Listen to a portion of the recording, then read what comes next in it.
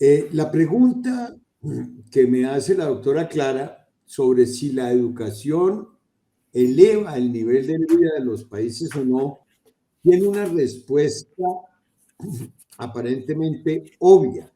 Uno tendría que decir que sí.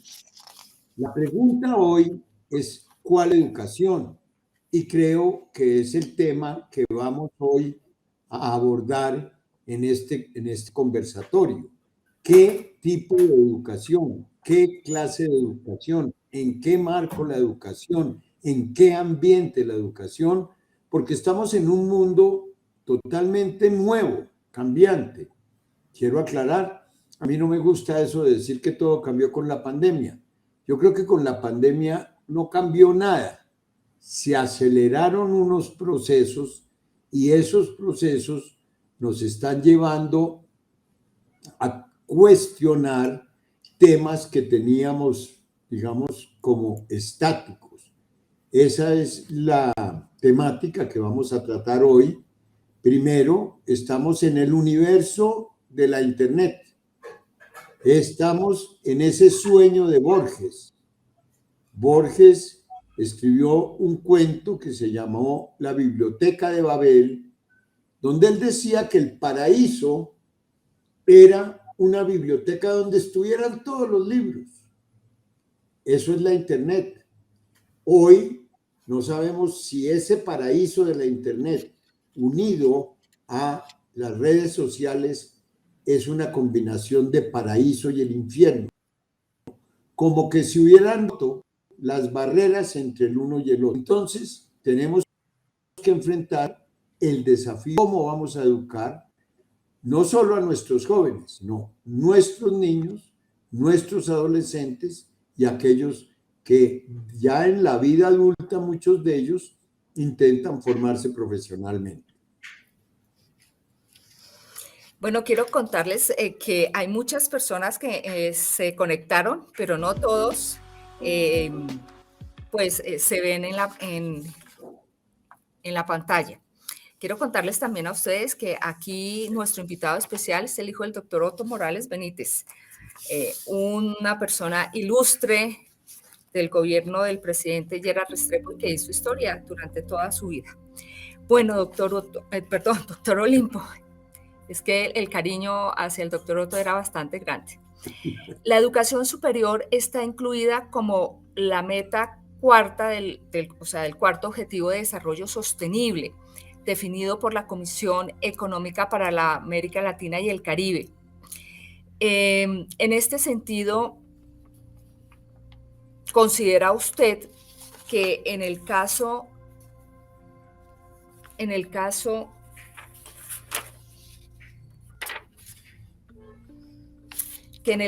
trabajo docente y crecimiento,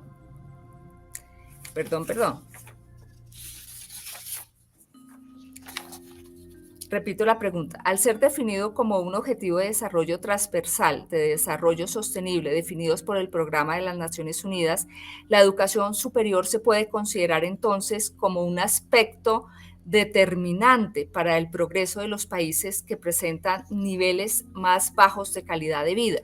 En este sentido, ¿cuáles serían las políticas públicas que el Estado colombiano deberá generar para que la educación sea competitiva y responda a los nuevos desafíos actuales, tanto a nivel nacional como a nivel internacional? Bueno, yo acepté esta invitación, pero usted me prometió que iba a preguntar facilito. Y esta pregunta, pues, nos lleva a unas reflexiones muy complejas que trataré de resumir en 3 o 4 puntos. El primero es que definitivamente genera una apertura de oportunidades, de posibilidad de progresar. Entonces lo podemos ver desde 2 aspectos, así como en la física cuántica, que estar viendo el neutrón, podemos ver lo que se convierte en onda y vuelve a convertirse en educación superior. Esa oportunidad para algunos de ahora es la frustración para otros, sentirse presos sin poder, por posibilidad de acceso a la educación, sin poder para obtener unos mejores trabajos y mejores posibilidades de progreso en su vida. La educación tiene que ser comprensiva. ¿En qué sentido? En que la educación debe estar dirigida a que el estudiante verdaderamente pueda absorber, asumir y luego ejercer aquello que le ha sido entregado como formación. Porque no tiene sentido que a mí me formen en unos aspectos que no voy a obtener. Por eso hoy la política pública, por ejemplo, del Ministerio de Educación, no voy a citar decretos, es muy aburridor, el 1330, la ley 30, etcétera. No, el punto es que hoy a las universidades nos exigen, nos dicen, señor, usted me abrió esta carrera, yo le otorgué el registro calificado, le permití matricular, le permití dictar los cursos, pero hágame el favor y me demuestra, de los que entraron, ¿cuántos salieron? Es decir, ¿qué tasa de deserción tuvo? Porque la deserción es un costo enorme para esas familias, para esos seres humanos, para esos adultos que se sacrifican trabajando todo el día para estudiar de noche, sin poder atender sus hijos, sus parejas, con unos transportes a altas horas, caminando para llegar a su casa en ese último tramo. Entonces, ¿cuántos de ellos están empleados? ¿Cuántos de ellos desertaron? Hay una exigencia para que la educación verdaderamente produzca un efecto de mejora en la calidad de vida. Sumo que vamos a hablar de qué tipo de educación debemos ser, qué tipo de desarrollos educativos debemos tener. Y allí nos encuentra eterna discusión, el lugar común que dice, es que el país necesita técnicos, no necesita profesionales, etc. Y ahí vamos a encontrar hoy una forma que están teniendo que adoptar las instituciones superiores de educación, sobrevivir en el mundo que está tocando enfrentar. En algunos países se dice que al Estado le conviene tener ignorante al pueblo para poderlo controlar. ¿Usted qué opina de eso? ¿Será que esto se está aplicando en Colombia?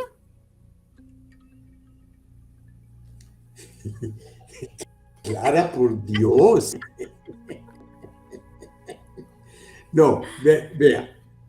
La teoría de que la ignorancia ayuda a mantener la gente en alguna medida o forma de dominación, pues sí, es aplicable a todas las épocas y de alguna manera sería aplicable a la época de hoy. Pero hay que tener en cuenta una cosa, sin decir que el mundo es uniforme, hay algo que nos ha unificado de alguna manera, que nos ha ayudado a estar, digamos, a tener algunos niveles de igualdad. Eso, sin duda alguna, es la Internet. Todo el mundo, tenga o no tenga acceso a la red, tenga acceso permanente, tenga buena conexión o mala, todo el mundo de alguna manera tiene, digamos, influencia de la Internet. Son profundas transformaciones culturales, sociológicas, como fue en su momento la llegada del transistor. Ustedes recuerdan, pero el siglo pasado, cuando llega el transistor, ahí se abrió una posibilidad de educación que algunos seguimos, digamos, promoviendo. Monseñor Salcedo, a través de la Acción Cultural Popular, creó Radio Sutatensa para educar al campesinado. Eso ayudó pues a que se abrieran las fronteras mentales de la gente. No significa que el hecho de tener abiertas las fronteras mentales de la gente, lo que nos hace más felices, ¿sí?, nos impida seguir trabajando en lo que hacemos. Esa es una discusión que se da. ¿Cómo es posible que a la gente la eduquen para que deje hacer lo que ama de hacer?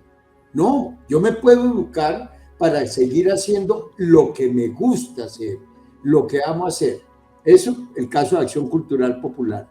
La Internet nos lleva a podernos aproximar a unos temas como por ejemplo estos. Hoy estamos discutiendo aquí de educación y vamos a discutir con las personas que nos acompañan, que querrán hacer preguntas, intervenciones, y lo hacemos a través de YouTube. Todos podemos acceder a un nivel de conocimiento de manera gratuita con una conexión de Internet, es cierto, pero cada vez llega a más y más personas. Eso ha transformado el mundo. Entonces, pensar que la gente, Colombia primero ha tenido una política educativa bastante buena. Yo no comparto lo que se dice. Colombia tiene una cola escolar bastante alta. Tenemos excelentes universidades, ojo, y nuestras mejores universidades que las han decidido perseguir, pero que su calidad las va a defender. También tenemos una cosa, hoy han dicho aquí al doctor Otto, el doctor Otto, que para quienes mis apellidos, que son Morales Benítez, piensan que soy hermano o sobrino, no, yo, porque mi padre y mi madre eran primos hermanos, entonces yo quedé con los mismos apellidos. Entonces, señalaba, por ejemplo, que ese señor Otto Morales Benítez, con Germán Arciniegas, con Jaime Posada, con Guzmán Esponda, con Briceño Jáuregui, con Belisario Betancur, generación, peleó porque existiera universidad de provincia. Y les decían, oiga, ¿y quién va a enseñar pruebas en Armenia? ¿Y quién va a enseñar, digamos, eso de ecuaciones de tercer grado? Y si ustedes miran las universidades de provincia hoy, por ejemplo, hay un caso emblemático en este momento pasando en esa universidad ariandina de Valledupar, que tiene una rectora que es un motor que está influenciando a toda la región, que une todos los sectores, que mantiene un foro permanente en todas las ramas del saber. Por ejemplo, o la Universidad del Norte de Barranquilla, o la Universidad Simón Bolívar, o la Universidad de Caldas, o la Universidad de Nariño. Mire, la educación llegó a provincia y eso mejora las posibilidades de desarrollo de esas regiones. Ahora, con la Internet, fíjese, yo heredé la vocación de estar en la academia y en la universidad, y yo lucho por la educación virtual, porque si bien hay una educación que llamamos hoy extractiva, que es aquella que saca al estudiante de su región, lo trae, por ejemplo, a Bogotá o a Barranquilla, lo saca de su región, ese señor llega a vivir a un costo alto a costa de toda una familia que solidariamente apoya, y luego se desubica del todo, porque muy probablemente en esos años de universidad se enamora.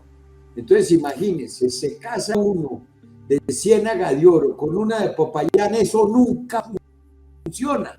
En cambio, si la persona puede estudiando desde su finca, desde su comercio local, le va a servir a su región, va a crear su entorno familiar, va a crear todo en el marco de lo que ama, de lo que sabe hacer, de lo que tiene tradición familiar. Esa es la educación virtual que estamos perdiendo que estamos promoviendo, porque fui el impulsor, pues obviamente con un gran equipo y apoyo institucional, lograr el primer programa de derecho virtual. Aquí dicen que hay muchos abogados, pero es en palo quemado. Pero consiga un abogado en un municipio, no lo consigue. Consiga a alguien que le explique cómo resuelve un problema con su mujer, cómo resuelve un problema de límites con su vecino, cómo asesora al pobre alcalde que se logra hacer elegir, pero no tiene la formación suficiente para gobernar y tiene que contratar unos asesores externos que no tienen afecto por su región, ni tienen cercanía con ella. Entonces, yo creo que en Colombia pensamos que educar es generar una posibilidad de mejor vida para todos. Y cuando yo digo educar, educar es podernos enfrentar. Entre más educados somos, más podemos enfrentar dificultades y más podemos enfrentar las instituciones, pero de manera civilizada, las autoridades, la misma vida en comunidad. Yo personalmente creo que la educación es libertad, es dignidad y es un propósito que tenemos que promover día a día. Quienes le dedicamos la vida a esa labor, tenemos, pienso yo, una alegría que nadie nos puede quitar. Así es, doctor Olimpo. Bueno, usted estaba hablando de algo muy Bueno, me interesante. dijo limpo, estoy mejorando, me dijo limpo. Sí, sí, total. Bueno, Muy bien, muy bien. va magnífico. Bueno, quiero contarle que en el 2013 el país recibió con sorpresa y vergüenza los resultados de una prueba internacional que se conoce como PISA, por sus siglas en inglés. Y tú sabes que es el examen más importante del mundo con alumnos de 15 años.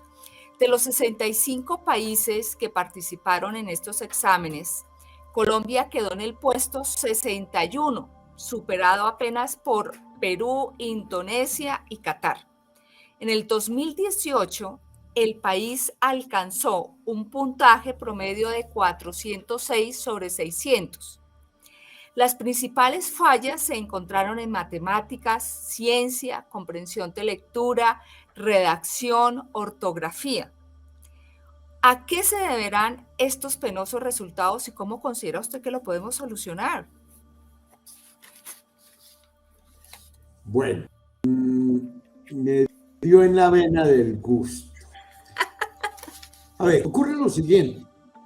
Estamos en una transformación de la educación. Es que yo tengo una visión positiva de lo que nos va pasando en la vida. No he logrado, a pesar de dificultades que uno ve, ¿no?, en el mundo, etcétera, que se me agríe la vida. Sigo teniendo una visión risueña de la vida, alegre, optimista hacia el futuro. Entonces, a ver, nosotros participamos en unos concursos y a veces nos va mal. Nos va mal porque nosotros vamos a unos concursos que están diseñados para otro tipo de educación. Entonces, pretendemos pertenecer digamos, sin un tránsito entre una y otra forma de estructurar la educación en competencias donde no nos favorece. Le voy a señalar lo siguiente. La educación hoy está en una confrontación intelectual profunda. ¿Por qué? Porque ya no nos interesa, digamos, transmitir el conocimiento como tal, sino poderlo interpretar, utilizar, aplicar, situar en algún ambiente. Entonces, nosotros probablemente estamos apenas en ese tránsito. Si ustedes, yo prometí que no iba a mencionar leyes, pero pues la deformación es grande. Si ustedes leen el decreto 1330 del año pasado o antepasado, pues que va desarrollando la ley 30, que es la que nos rige la educación, ustedes van a encontrar que ya nos piden que los programas, voy a referirme a la educación superior, que los programas tengan unos contenidos que nos permitan presentar resultados de aprendizaje. Eso aquí nos parece revolucionario, pero no, ya vamos más allá de los resultados de aprendizaje. Ya estamos en la comprensión del aprendizaje. El resultado de aprendizaje es poder traducir en una respuesta a lo que me enseñaron. La aplicación del conocimiento, lo que ahora llaman muy elegantemente el pensamiento crítico y no sé qué, ¿eso qué tiene que ver? Eso tiene que ver con que verdaderamente yo haya incorporado a mi conocimiento, como que no lo tenga que pensar, como cuando uno conduce el carro, que uno no tiene que pensar, estoy acelerando, estoy frenando, sino que lo hace. Entonces, esa situación nos está llevando pues a que hemos encontrado, estamos estudiándolo, no voy a mencionar instituciones, pero se está estudiando con gran frustración. Resulta que vamos donde nuestros estudiantes, encontramos que los estudiantes tienen el conocimiento, salen a las pruebas y no los pueden aplicar. No hemos logrado dar como ese pasito, digamos, les voy a poner un ejemplo que todos han vivido. Todos nosotros hemos llamado al ingeniero ese de sistemas, no me estoy refiriendo a los que nos apoyan técnicamente hoy, no al doctor Sí, Henry, por ojo favor. con No el tema de piensen los que... ingenieros, por favor. No, por eso yo digo que no, porque si no se va la señal. Entonces ellos llegan y le dicen a uno, ya tiene el ambiente, la atmósfera, ya tiene el programa tal, la plataforma tal, y uno dice, ay, entonces lo puedo usar. Y dijo, es que no hay cable para conectar a la luz. Entonces, ya no falta sino el cable, pero el resto está listo. Eso nos está pasando de alguna manera con nuestros estudiantes. No es que no sepan, es que nos falta el cable para conectar a la luz. Esa transformación se está dando, pero es compleja. Y es pena que me esté extendido, pero es que la preguntita estaba complicadita. Es compleja, ¿por qué?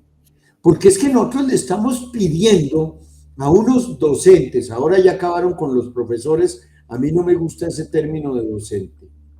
Le estamos pidiendo a unos profesores, a unos maestros, a una gente que debemos admirar, le estamos pidiendo a ellos una transformación sin ningún apoyo, sin ningún apoyo. Es decir, usted transfórmese al siglo XXI, que además con el tema que tuvimos tecnológico de desarrollo entre los últimos, digamos, el siglo XX fue de unos avances tremendos y esto va a una velocidad que nadie entiende.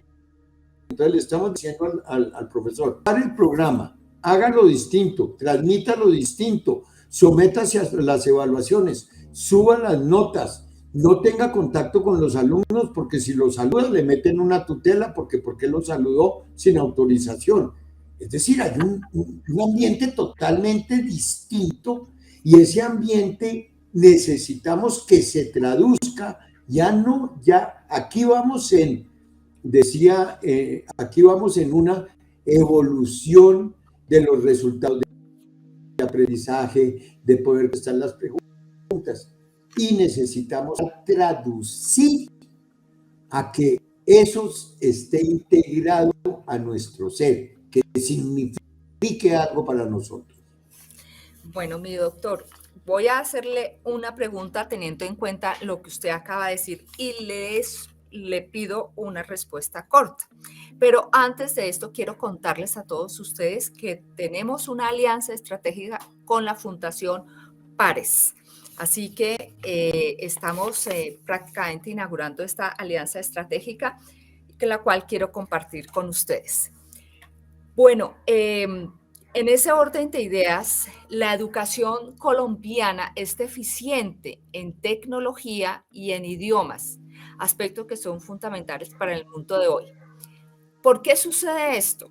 ¿cuál es la razón para que las universidades y el Estado no se preocupen por mejorar esta situación? Porque no podemos ser competitivos en un mundo globalizado e interdependiente.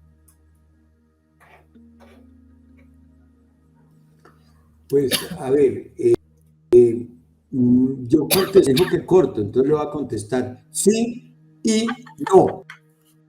Esa es la respuesta. A ver, Sí tenemos ¿por qué? deficiencia, pero ¿Por qué hemos no? tenido inmensos avances.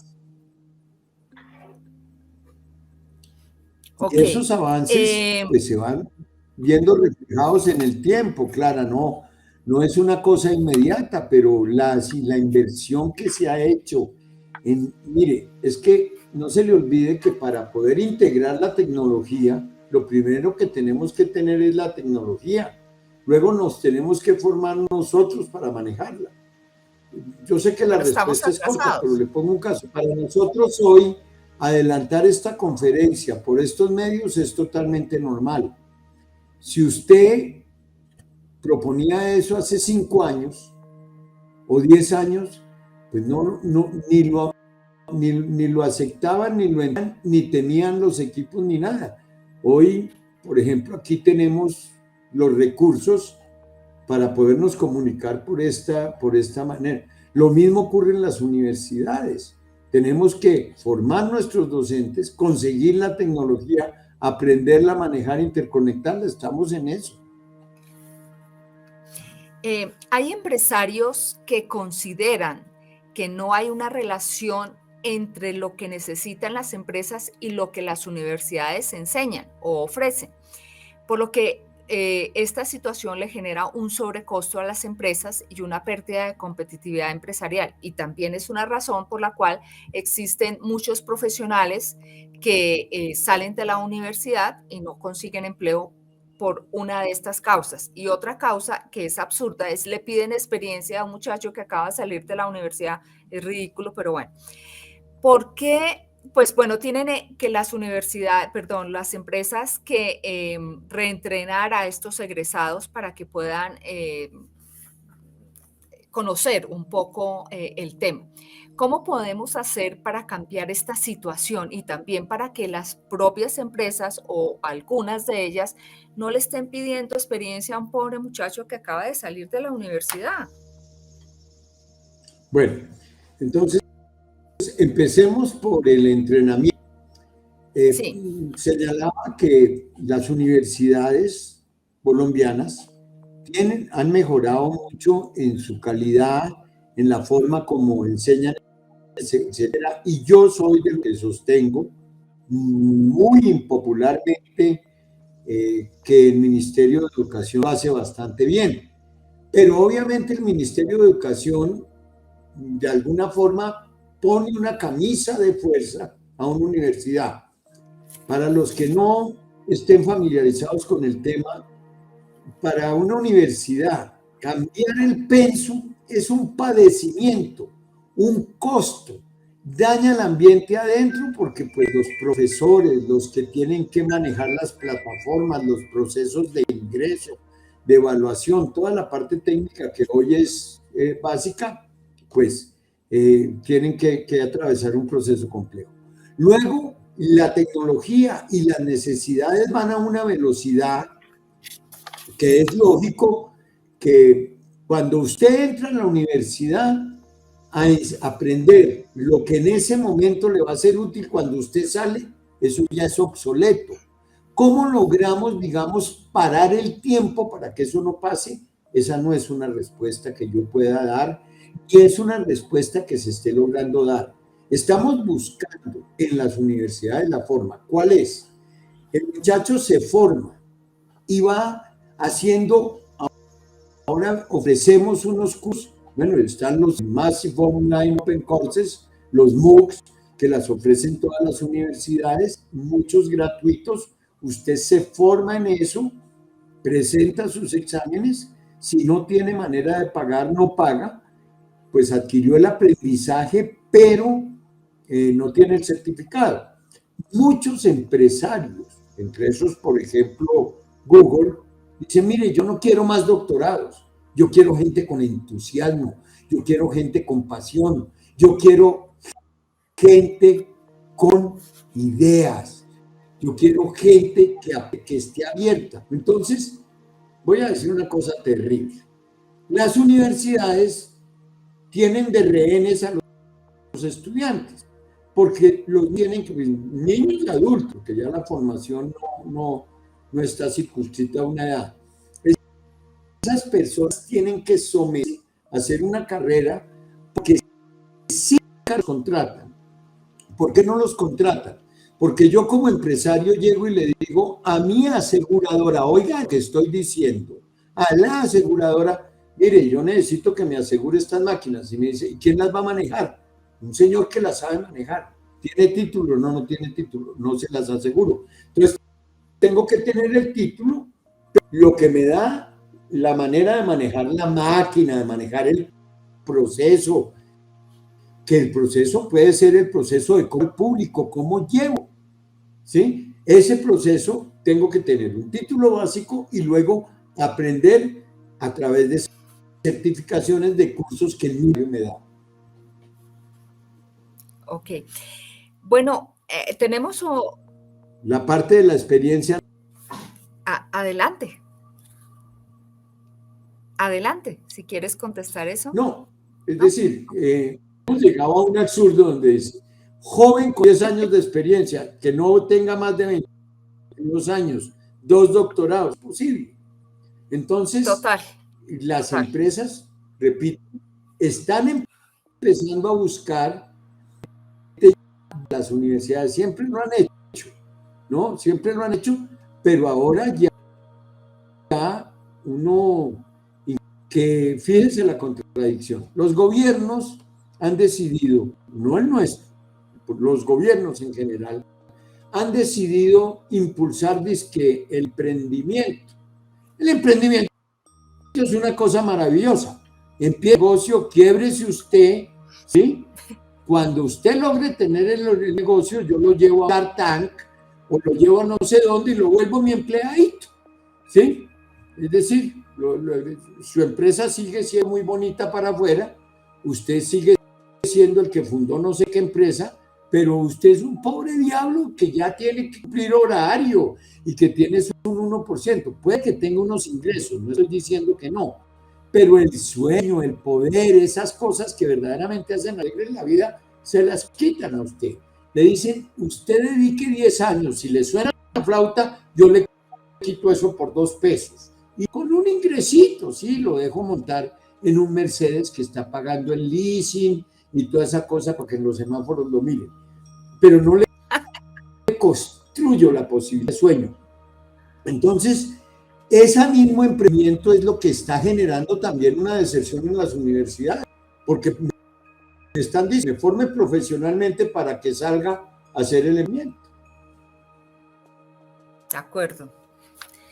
Bueno, antes de continuar, quiero volver a invitarlos a que se conecten, me sigan en las redes sociales y se inscriban en mi página de Facebook y de YouTube. Bueno, tenemos un problema, doctor Olimpo, en cuanto a las universidades de garaje.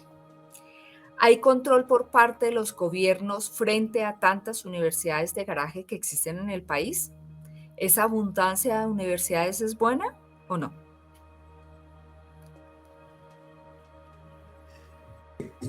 A ver, universidades de garaje. Ay, sí, hay otra vez pena el gusto. Qué bien.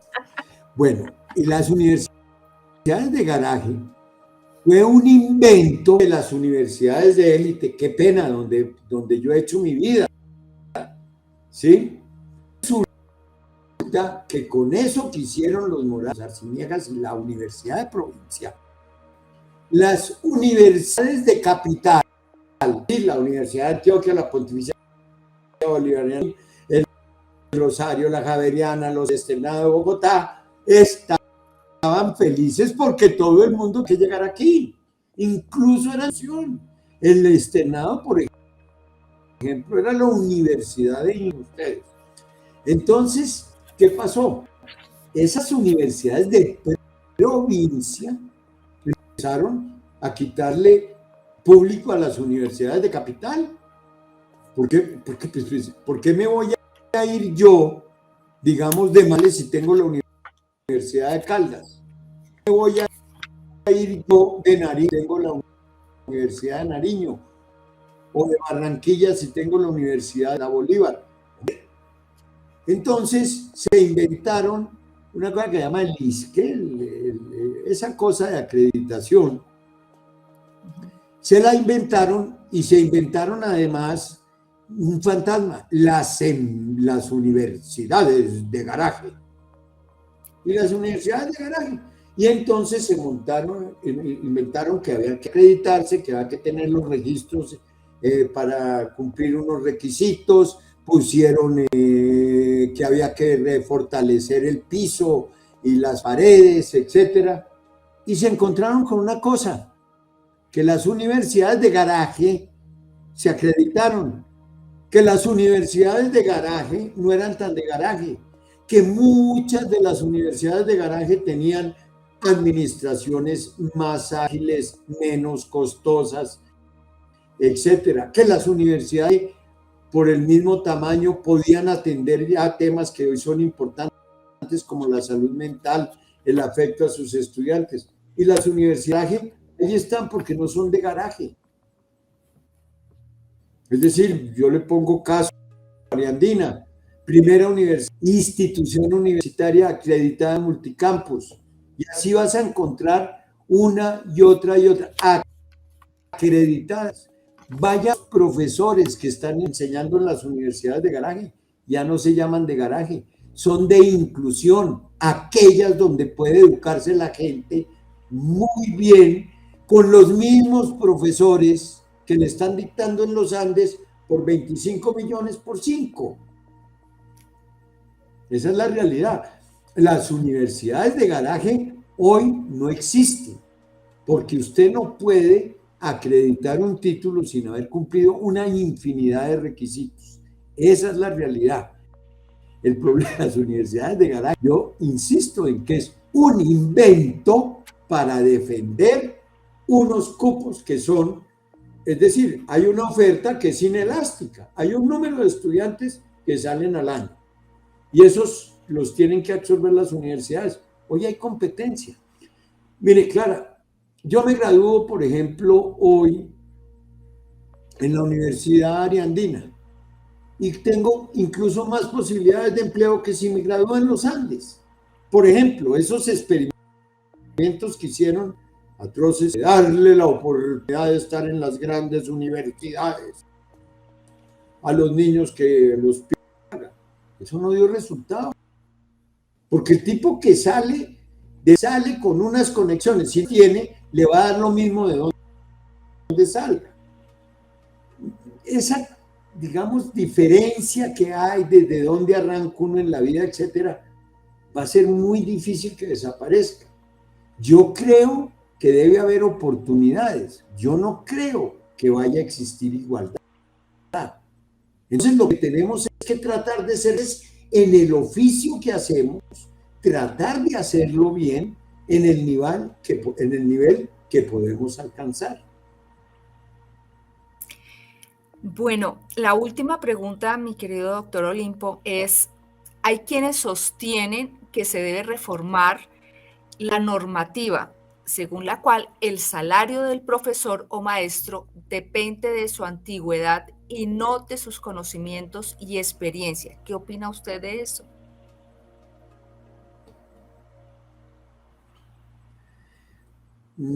El maestro, el profesor, que logra tener un contrato de tiempo completo, etcétera, e ir acreditando, porque es que es acreditando una formación, tampoco es antigüedad.